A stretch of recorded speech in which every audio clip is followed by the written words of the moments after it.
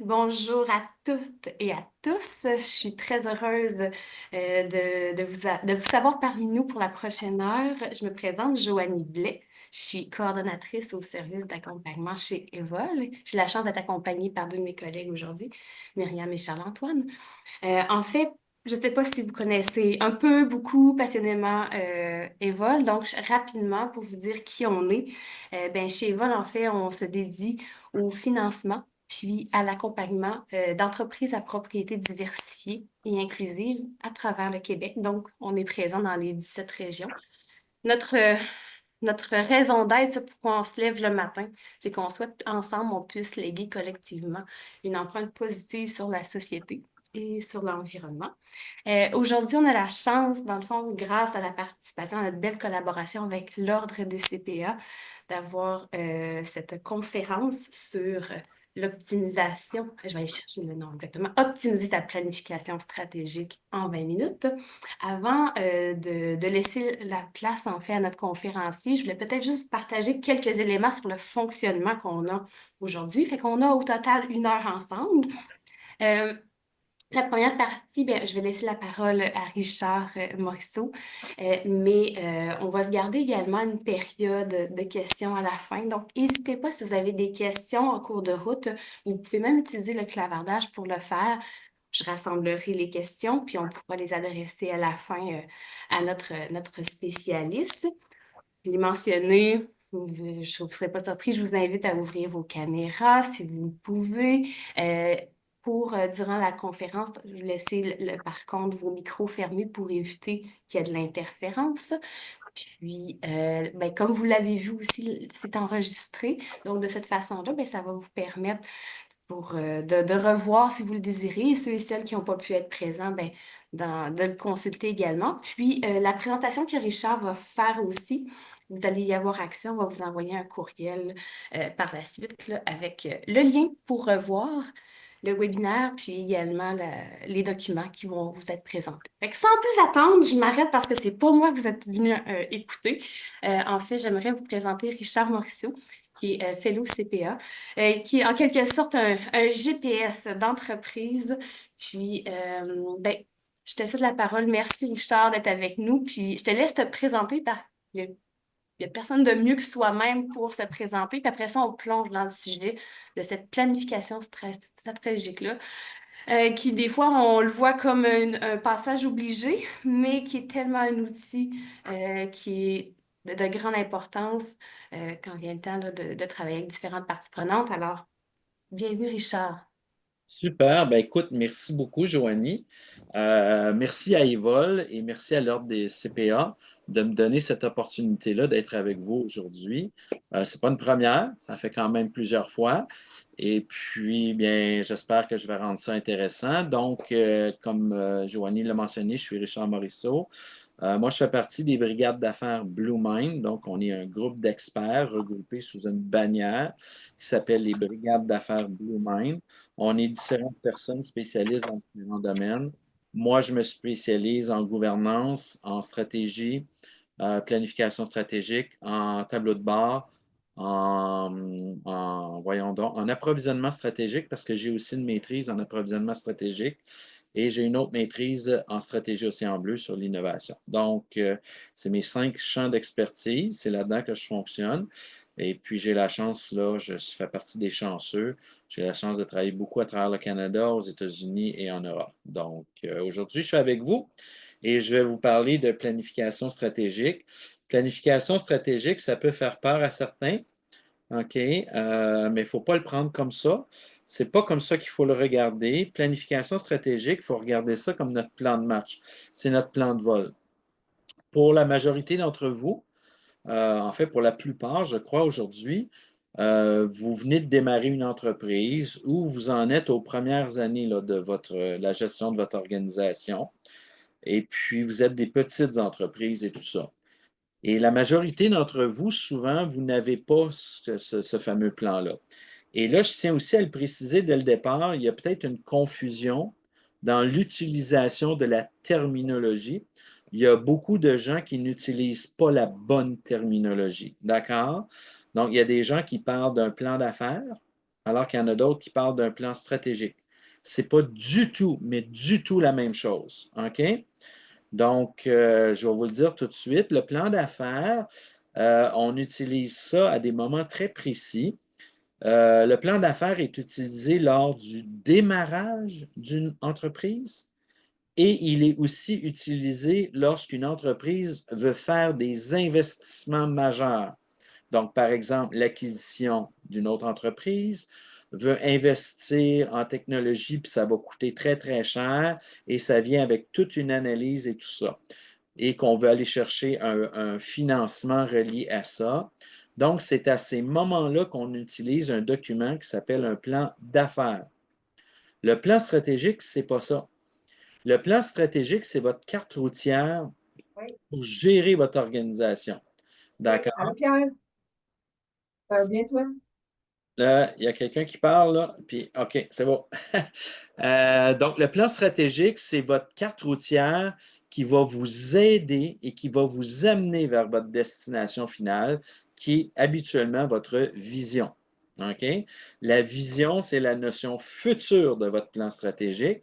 C'est où vous voulez amener l'organisation dans le temps. D'accord? Donc, et c'est votre plan de match que tout le monde doit suivre pour aller vers ça. OK?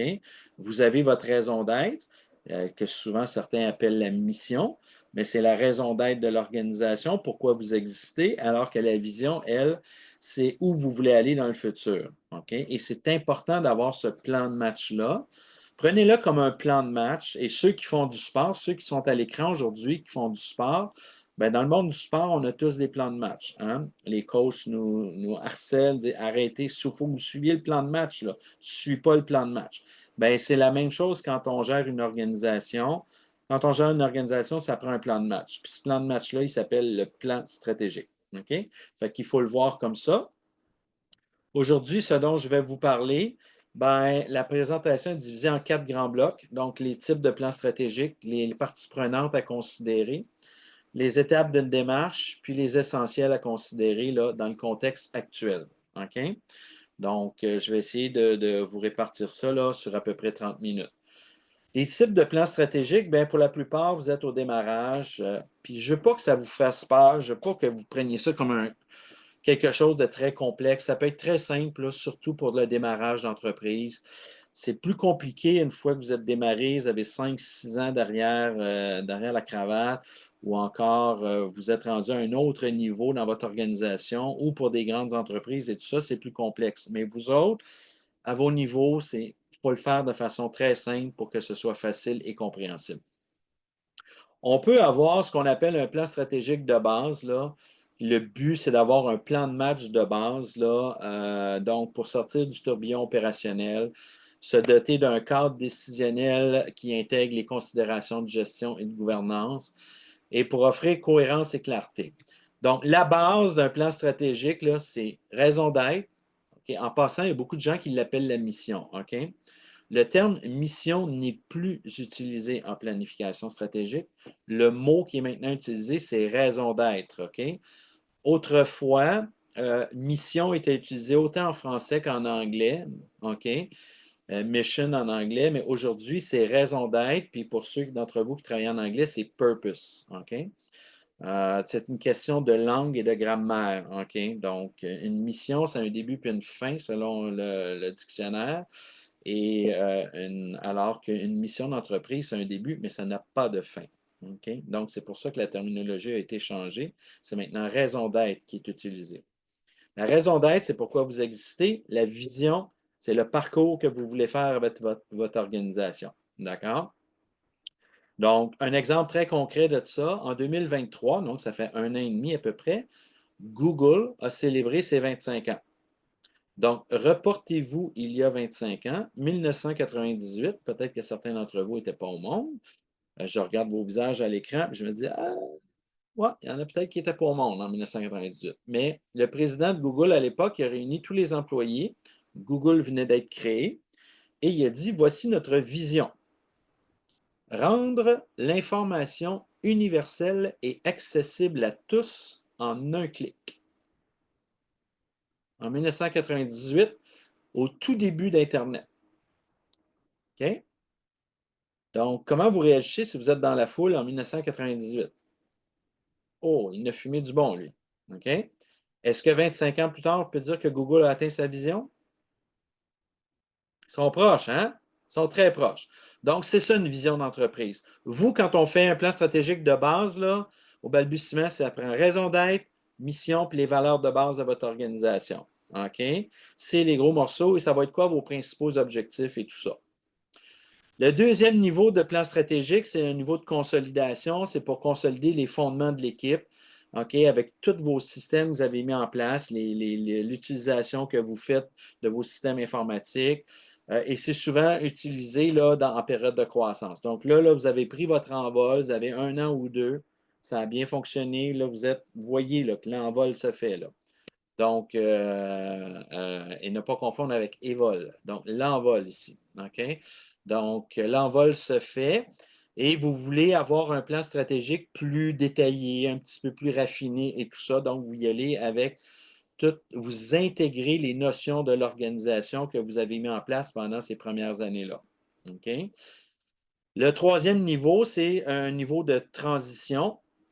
Ben, c'est pour composer avec un contexte trop incertain pour avoir une meilleure planification à long terme. C'est pour actualiser ce que vous aviez déjà fait et c'est pour avoir plus de clarté. Donc, consolidation, transition, habituellement, on fait des plans stratégiques pour à peu près 3 ans. Il y a 15-20 ans, les plans stratégiques étaient d'une durée d'au moins 5-7 ans. Okay? Même certains étaient de 10 ans. J'en ai encore vu dernièrement de 10 ans. On ne fait plus ça aujourd'hui. La raison étant très simple. Le monde des affaires change trop rapidement et ça ne donne absolument rien d'avoir un plan de 5 ans, 7 ans, 10 ans. Il y a trop de choses qui vont changer. Fait que ce qu'on fait aujourd'hui, les plans stratégiques en général, pas 100% du temps, mais en général, sont faits pour de 3 à 4 ans. Donc, on fait le processus au complet, alors qu'annuellement, on fait une mise à jour. Donc, on se rend compte annuellement, on dit, hey, le plan stratégique qu'on a travaillé l'année passée, là, y a-t-il des choses qui ont changé ou des affaires qui ont, ce qu'on a dit n'est plus vrai aujourd'hui, puis tout ça. Donc, on fait juste une mise à jour annuellement. OK? Et un plan stratégique, c'est un processus en passant. Moi, je reçois souvent des appels, les gens me disent, hey, Richard, là, moi, j'ai déjà réservé avec ma gang, là, mon équipe de gestion, on fait un lac à l'épaule de 2 jours à telle place. Veux-tu faire une planification stratégique avec nous autres?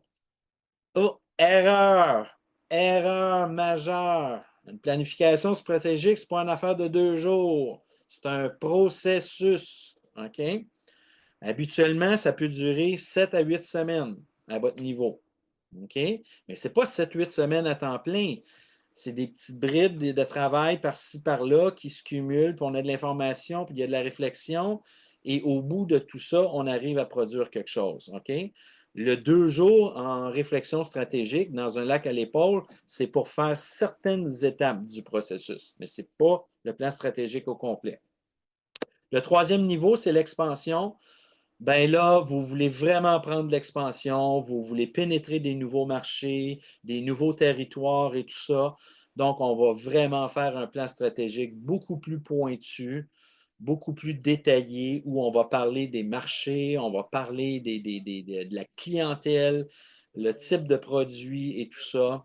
Fait que le plan stratégique va être beaucoup plus complexe, beaucoup plus détaillé. Et le cinquième niveau, c'est la résilience. Ben, c'est pour sortir l'entreprise d'une phase de déclin. Si ça ne va pas bien dans l'entreprise et tout ça, ou s'il se passe des choses là, qui ne sont pas tout à fait comme prévu, je vous donne un exemple très, très concret.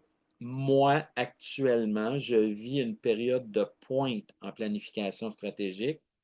La raison étant très, très simple. Avec tout ce qui se passe avec Oncle Donald actuellement, il y a beaucoup de gens qui sont obligés de refaire leur plan stratégique actuellement.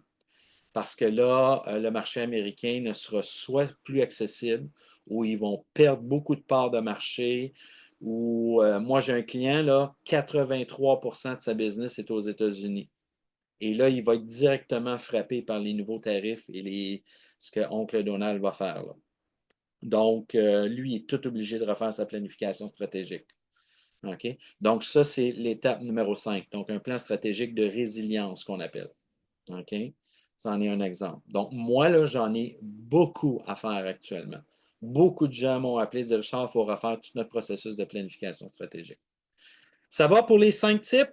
Oui, merci Richard. J'aurais une question, par exemple, pour toi qui nous vient du chat. On veut juste s'assurer que dans l'étape 1, dans le fond de base, tu t'indiques que pour offrir cohérence et clarté au PP, est-ce que tu fais référence ici aux parties prenantes? Exact. Merci, Joanie. Oui, les PP, c'est les parties prenantes.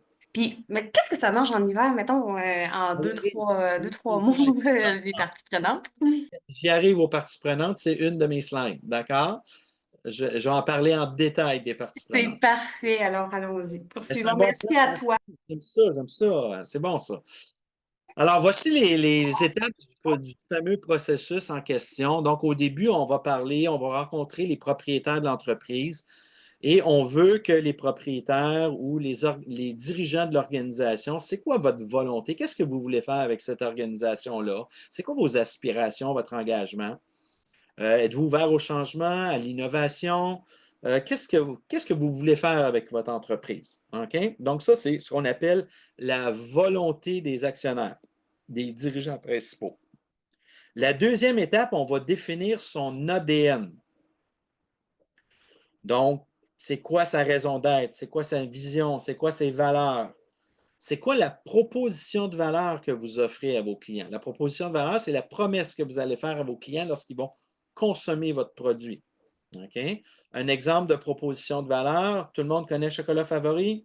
Hein, tout le monde a déjà été là? Est-ce que Chocolat Favori vend des cornets puis vend de la crème, du chocolat? Est-ce que c'est ça qu'ils vendent? Ah, je ne vois pas, personne ne réagit. Chocolat Favori, vends-tu du chocolat? Vends-tu de la crème glacée? Oui, mais c'est plus que ça. Ah!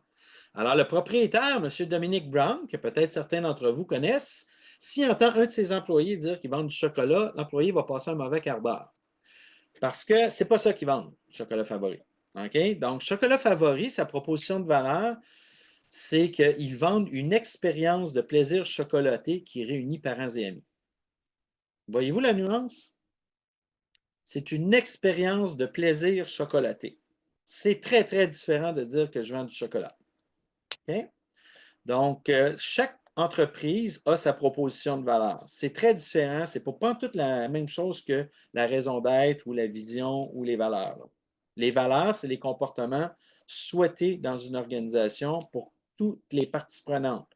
Dans le cas présent, c'est les employés, les dirigeants, les actionnaires, les gens qui gravitent autour, les consultants, etc. Donc, on s'attend à ce que ces gens-là aient les valeurs suivantes. Alors que la proposition de valeur, en anglais, c'est value proposition. C'est ce que vous offrez à vos clients, c'est la promesse que vous faites à vos clients. Et la responsabilité sociétale, donc ça, c'est relativement jeune, c'est nouveau en réflexion stratégique.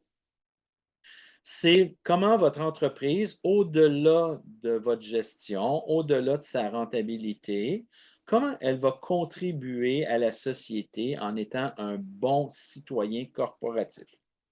Ça, on le définit. Ça fait partie de votre ADN. OK? Donc, qu'est-ce que vous allez valoriser dans votre organisation?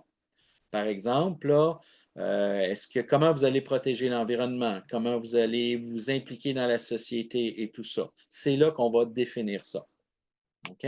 On appelle ça, ces trois étapes-là, c'est l'ADN, OK, de votre organisation. Ça, là, l'étape 1 et 2, c'est obligatoire quand vous démarrez une entreprise. Donc, quand vous êtes les premières années, l'an 1 et l'an 2 de votre organisation, l'étape 1 et 2, c'est obligatoire. Ensuite, on tombe dans l'étape 3, là, où on fait une analyse plus en profondeur et tout ça. Donc, on tombe à un autre niveau de planification stratégique. On fait une analyse interne de votre organisation, vos forces, vos faiblesses, vos menaces, les opportunités, comment ça va à l'interne, votre situation financière, l'état des ressources humaines, l'état des systèmes en place, etc., etc. On fait aussi une analyse externe. On valide l'intérêt des parties prenantes clés, et j'y arrive. Soyez pas inquiets, les parties prenantes, je vais toutes vous les définir dans pas grand temps. Et on analyse les risques. À l'étape 4, on veut créer de l'innovation. Comment votre organisation va être innovante? Comment elle va se maintenir à jour dans le temps? Comment vous allez être différent de vos compétiteurs? Il y a 35-40 ans, lorsqu'on lançait une entreprise, on avait juste à copier ce qui se faisait chez un autre. On disait, moi aussi, je vais faire la même chose qu'eux.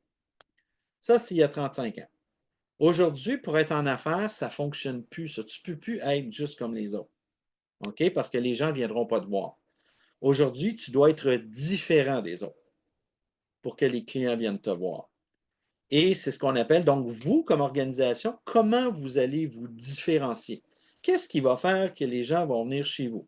Et là, je vous préviens d'avance, ne venez pas me dire que c'est le service à la clientèle. Oubliez ça, 98% des gens me répondent ça. C'est pas vrai, pantoute, pantoute, pantoute, puis je l'ai testé à de nombreuses reprises avec plusieurs clients. C'est pas vrai que c'est le service à la clientèle. OK? Il faut attirer les clients chez vous. Qu'est-ce qui va faire en sorte que le client va venir chez vous? Il n'a pas eu son service à la clientèle encore. Fait que c'est comment vous allez l'attirer. OK? Une fois qu'il est attiré, c'est une autre chose, servir le client. OK? Donc, l'innovation, c'est l'autre chose. Et quel va être mon modèle d'affaires?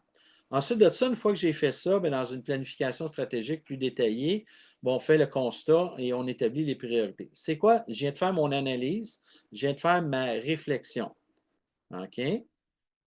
Le processus de planification stratégique, il est décortiqué en deux grandes étapes. La première, c'est la réflexion stratégique, qui est la volonté, l'ADN, l'introspection, l'innovation. OK? Là, j'ai réfléchi et là, je fais mes constats. Ça, c'est la partie 1 de la planification stratégique. La partie 2 de la planification stratégique, là, je commence à planifier. C'est le plan de match. OK, parfait. C'est quoi, à partir de mes constats et de mes enjeux, ça va être quoi mes priorités, mes nouveaux objectifs, et je vais me définir des axes stratégiques. Et là, ensuite, comment je vais déployer ça? Bien, je vais déployer ça avec un plan d'action. Je vais déployer ça avec des indicateurs, un tableau de bord et ce qui va devenir ma reddition de compte pour la gouvernance de mon organisation. Et tout ça, on va résumer ça dans un document qu'on appelle d'une page qui s'appelle un tableau synoptique. Une fois que j'ai fait ça, l'étape suivante, c'est voici le budget de la compagnie pour la prochaine année. OK? Et le plan stratégique, habituellement, on fait ça 3 mois, mettons 3 mois avant la fin de l'année financière. D'accord? La raison étant très simple, si on prend 8 à 10 semaines pour faire ça, le temps qu'on finalise tout ça, ben, ça serait le fun de donner aux gens de finances au moins 3 semaines pour faire le budget avant de débuter la nouvelle année financière. Parce qu'on se donne la dernière semaine de l'année financière pour communiquer le nouveau budget, les nouveaux objectifs à tous les membres de l'organisation. OK? Donc, c'est pour ça qu'on fait ça comme ça. Et là, venez pas me dire qu'un budget, on prend les résultats de l'année passée et on ajoute 2 ou 3 %. C'est la pire façon de faire un budget. Je le dis tout de suite, là, c'est la pire façon. C'est pas comme ça qu'on fait un budget d'entreprise. On fait un budget d'entreprise à partir du plan stratégique, pas à partir des résultats de l'année dernière. On peut s'inspirer des résultats de l'année d'avant, mais on le fait à partir du plan stratégique, le budget. Les parties prenantes, on est rendu aux parties prenantes. Les parties prenantes, c'est qui? Ben, c'est les dirigeants, les propriétaires, les employés, c'est les dirigeants, l'équipe de direction, les employés et aussi vos clients. On va consulter dans un plan planification stratégique détaillé, on va consulter les clients, on va leur demander leur opinion. Et c'est aussi la société au sens large. Mais c'est aussi les parties prenantes, ceux qui gravitent autour de vous, ceux qui vous ont prêté de l'argent, ceux qui vous ont fait des dons, ceux qui, c'est des parties prenantes parce qu'en échange de leur argent, vous avez des clauses à respecter. Par exemple, vous obtenez un prêt avec la banque, il va y avoir des clauses à respecter. Donc, ces gens-là deviennent parties prenantes de votre organisation. Plusieurs d'entre vous, lorsque vous démarrez, vous avez obtenu ce qu'on appelle dans le jargon du love money. OK? Donc, des membres de votre famille ou des amis proches qui vous ont prêté un 50 000, un 100 000 pour démarrer votre entreprise, bien, ces gens-là deviennent par défaut des parties prenantes parce qu'eux autres, ils ne vous l'ont pas donné, cet argent-là, ils vous l'ont prêté. Fait que c'est soit qu'ils l'ont prêté à un taux d'intérêt X ou ils veulent s'assurer que leur argent va leur revenir, etc., etc. Donc, ils deviennent des parties prenantes de votre organisation. OK? Le gouvernement est une partie prenante. Le gouvernement fédéral, le gouvernement provincial est une partie prenante. Pourquoi? Parce que vous avez l'obligation, vous devenez fiduciaire du gouvernement pour la TPS, TVQ, les déductions à la source sur les payes, pour les impôts, pour plein de choses. Vous avez la responsabilité de faire ces remises-là à une fréquence X au gouvernement. Donc, vous êtes responsable et partie prenante. Est-ce que ça va pour les parties prenantes? C'est-tu plus clair? Il y en a beaucoup des fois dans une organisation.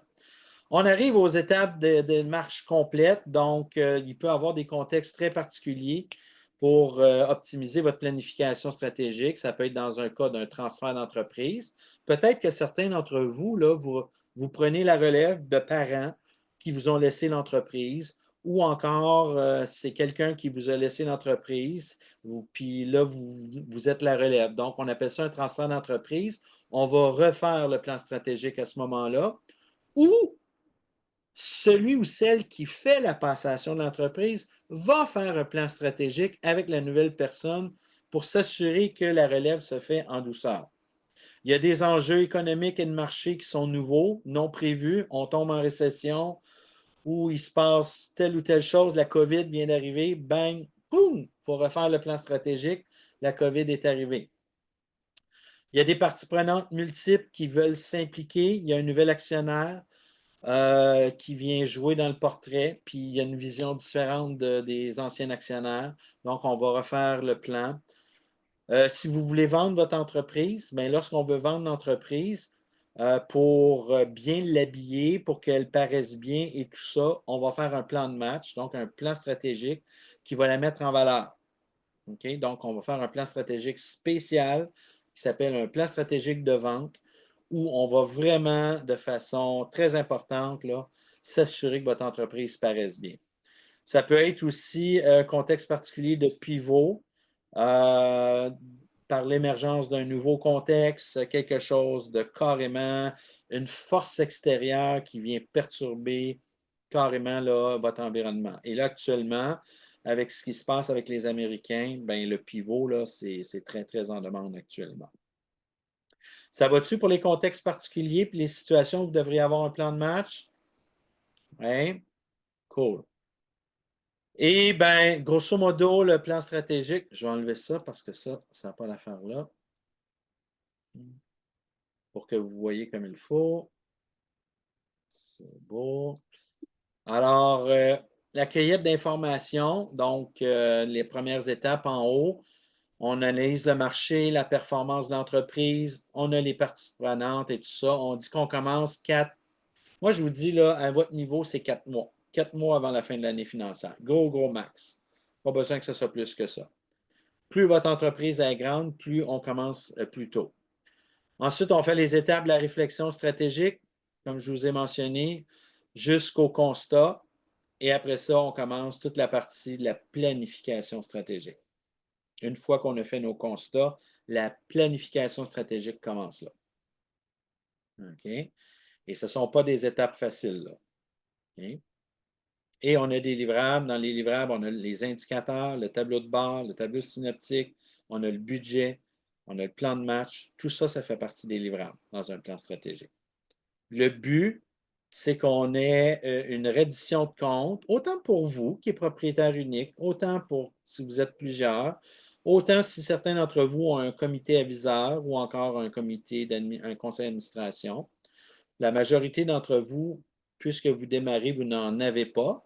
Moi, ce que je vous suggère, c'est qu'un conseil d'administration, ça coûte cher. Vous n'êtes peut-être pas à l'étape d'en avoir un. Allez-y avec un comité aviseur, ça va vous coûter beaucoup moins cher. Il va y avoir des frais, mais beaucoup moins cher qu'un conseil d'administration.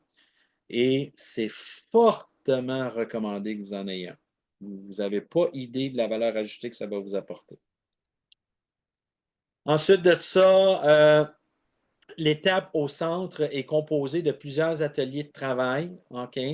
4 à 5 jours facilement de différents ateliers, minimum 4 à 5 jours, ça peut aller 6 à 8 jours, là.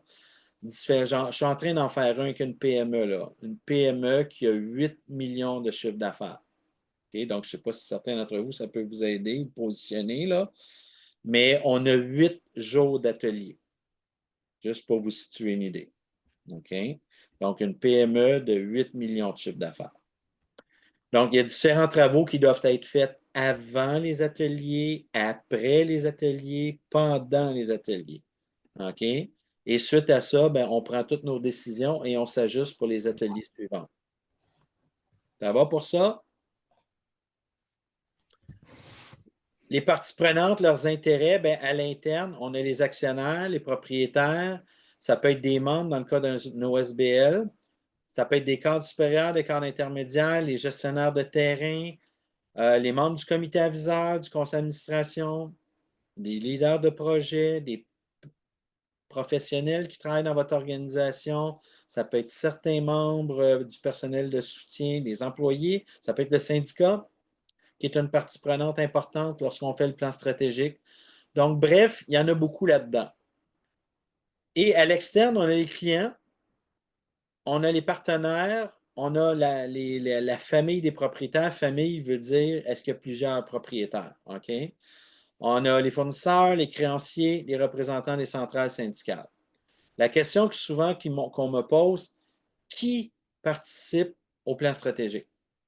Ce n'est pas tout le monde qui participe au plan stratégique. OK? Habituellement, on choisit quelques personnes dans les actionnaires. On s'arrange pour que les actionnaires soient représentés. On s'arrange pour qu'il y ait quelques représentants du conseil d'administration ou du comité aviseur. On va choisir certains cadres, certains employés et certains membres de l'extérieur. On a ce qu'on appelle une étape dans le plan stratégique qui s'appelle la voix du client. Donc, c'est une étape, ça, où on va interviewer des clients avec un questionnaire très précis pour avoir le feedback de la clientèle. Ensuite, on a la voix des employés. La même chose, on va interviewer les employés sur l'organisation. Et on a la troisième voix qui s'appelle la voix du management. Donc, c'est l'équipe de direction. On va l'interviewer avec un questionnaire. On consolide ces 3 questionnaires-là, on met ça ensemble, et c'est là qu'on constate les écarts et les différences. Là.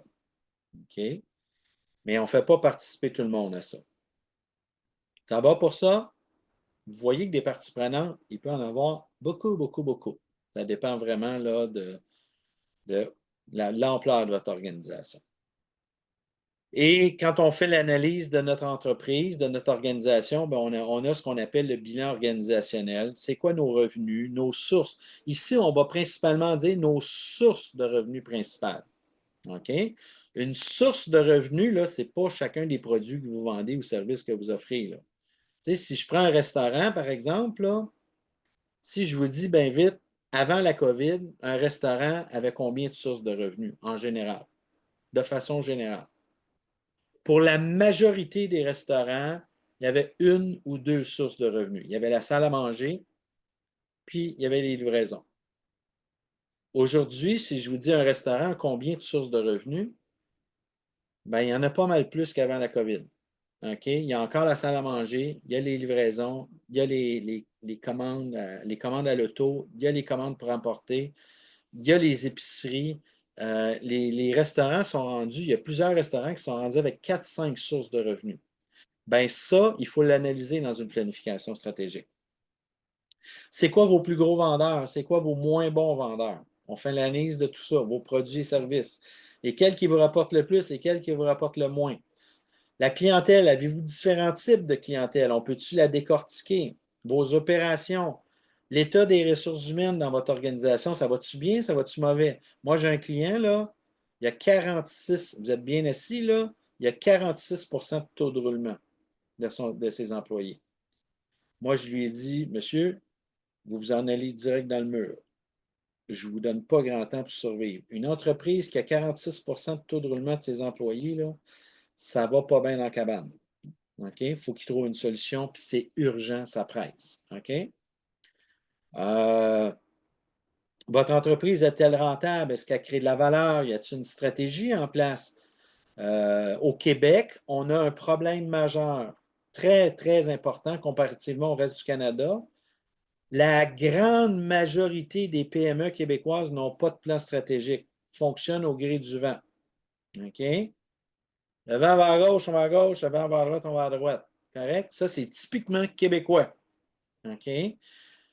Faites pas ça, s'il vous plaît. OK? Faites pas ça. Le Canada anglais n'est pas comme ça. Ce n'est pas dans l'ADN des anglophones. L'ADN des anglophones, ils en ont une stratégie, puis ils font un plan stratégique, même au démarrage de leur entreprise. OK? Donc, avez-vous qui exerce le leadership dans votre organisation? Il y en a-tu ou il n'y en a pas? C'est quoi la structure de votre organisation, les processus en place? Êtes-vous organisé, pas organisé? C'est quoi vos systèmes? Et aujourd'hui, en 2025, qu'est-ce qu'on ajoute? Quelle est la place de l'intelligence artificielle dans votre business? L'analyse du contexte, on utilise deux outils principaux pour analyser le marché, le contexte. L'analyse PESTEL, où on fait un tour de la situation politique, économique, sociale, technologique, environnementale et légale de votre domaine dans lequel vous êtes. Et on a le deuxième outil qui s'appelle les 5 forces du marché selon Michael Porter, où on va faire une analyse des concurrents directs, les nouveaux concurrents, les produits ou services de substitution. Si je ne consomme pas votre service ou votre produit que vous vendez, c'est quoi, moi, comme client, mes choix? J'ai d'autres choses que je peux acheter? Pouvoir de négociation des fournisseurs. Est-ce que les fournisseurs ont le gros bout du bâton actuellement dans votre industrie? Puis le pouvoir de négociation des clients. Quelle est la demande, l'offre et la demande pour les clients? Donc, c'est les deux outils qu'on analyse, qu'on utilise pour faire l'analyse du marché. Et là-dedans, on va faire une revue des compétiteurs, une analyse des compétiteurs indirects, des nouveaux joueurs entrants. OK? La revue des produits, des services qui sont complémentaires à vous ou concurrents à vous, vos canaux de distribution, le processus d'acquisition des clients, ça prend combien de temps à avoir un nouveau client? Parce que dans certaines industries, c'est de la vente au détail, ça c'est facile. Mais quand ce n'est pas de la vente au détail, c'est autre chose et ça prend un cycle, 3 mois, 6 mois, 1 an avant de convaincre un client d'embarquer avec vous. C'est quoi la chaîne d'approvisionnement, la chaîne logistique de votre organisation pour avoir vos biens? Ça prend-tu 3 mois, 6 mois, 1 an avant de les avoir, une fois que j'ai passé la commande? Relation avec la clientèle, comment vous établissez votre relation avec les clients, vos propositions de valeur et quels sont vos produits et services de substitution. C'est tout ça qu'on fait dans une analyse de marché. Et au bout de la ligne, on regarde les talents, la gestion des talents, donc vos employés. L'aspect numérique, comment êtes-vous, où vous vous situez en termes d'évolution numérique dans votre organisation? On le sait, ici, là, cette section-là, la deuxième, le Québec, c'est une de nos grosses faiblesses. C'est définitivement une de nos grosses faiblesses comparativement aux gens en Europe ou dans le Canada anglais ou aux États-Unis. Le Québec, on est très faible sur cette étape-ci. Et c'est ça que M. Legault, les gens du monde de l'entrepreneuriat se tuent à dire hey, au Québec, il faut améliorer notre production puis être plus numérique. OK? Notre efficacité n'est pas bonne au Québec. L'innovation, je vous l'ai dit, c'est quoi la place que vous réservez à l'intelligence artificielle, la recherche et développement, comment vous assurez votre mise à jour de vos produits et services. Ça, c'est tout le volet innovation. La gestion des risques, ça aussi, c'est un problème. La COVID nous a réveillés là-dessus. Est-ce que vous faites de la gestion de risque dans votre organisation? S'il arrive telle ou telle chose, comment vous réagissez? C'est maintenant obligatoire sur les conseils d'administration, mais comme la majorité des PME québécoises, vous n'avez pas de conseil d'administration, ben moi, je vous dis, faites-en pareil parce que ça va vous aider. OK? Et le dernier élément, c'est les facteurs environnementaux, sociaux et de gouvernance. Quels sont-ils dans votre organisation? Comment votre organisation contribue à la protection de l'environnement? Comment elle va contribuer au développement de la société? Et quelles sont les règles de gouvernance que vous vous êtes données dans votre organisation pour bien la gérer. En conclusion, parce qu'il est 11h40, s'il y a quelque chose que je veux que vous reteniez de la conférence d'aujourd'hui, ben, c'est les 5 éléments suivants. N'hésitez pas à faire un plan de match. N'hésitez pas à faire un plan stratégique qui est adapté à votre organisation. C'est ça que je veux vous retenir. Ça vous prend un plan de match. Colliger les informations, les données au préalable. Donc, essayez de toute l'information que vous pouvez avoir sur votre industrie, la business que vous êtes dedans, les concurrents et tout ça. Les parties prenantes, c'est qui? OK, faites de la veille de marché, de la vigie de marché, puis évaluez les principaux risques. Donc, ça, c'est le deuxième élément que je vous suggère de faire. Le troisième, c'est d'explorer avant même de conclure. Donc, observez bien votre écosystème. Prévoyez des moments pour stimuler l'innovation. Mettez des mécanismes en place pour vous mettre à jour. OK? Des méthodes d'analyse, de réflexion. Le troisième, avez-vous des indicateurs de performance qui vont vous suivre, qui vont voir votre évolution dans le temps? Un peu comme un athlète. OK? Et le dernier élément, avez-vous assez d'informations pour mobiliser vos troupes? Croyez-vous que le plan de match que vous avez, croyez-vous que les objectifs que vous vous êtes donnés, la vision que vous vous êtes donnée sont mobilisateurs de vos troupes? Pensez-vous que les employés vont avoir le goût de vous suivre? OK? Donc, s'il y a quelque chose que je veux que vous reteniez, c'est ces 5 éléments-là. Vous pouvez faire affaire avec un CPA. Les CPA ont été formés pour faire ça. OK? Donc, on arrive maintenant à la période de questions. Et un grand merci, Richard. Beaucoup d'informations, des graines qui ont été semées, puis des devoirs dans lesquels on va pouvoir s'investir. Moi, aussi, c'est une chose que sur laquelle je vais ressortir, c'est de dire que, effectivement, une planification stratégique, c'est un processus, ce n'est pas un document lequel on travaille parce on est contraint puis qu'il va rester sur une tablette à ramasser la poussière. On veut qu'il soit partir d'un processus, mais qui soit évolutif. Fait qu'un grand merci. On arrive à la période de questions, mais puisque cette période-là ne sera pas enregistrée, ben, je me permets quand même là, de terminer la partie webinaire. Fait que je vous invite à demeurer pour les questions. Mais c'est inévitable, dans le fond, de revenir sur mes remerciements. Un énorme merci à l'Ordre des CPA de rendre ça possible. Une belle rencontre comme ça qu'on a à 11 heures pour discuter d'un incontournable en affaires qui est la planification stratégique. Fait que merci à l'Ordre des CPA et de cette collaboration-là qui permet de se retrouver. Fait que je vous remercie à tous et à toutes d'avoir été présents. Je mets fin à l'enregistrement, puis on plonge dans la période de questions.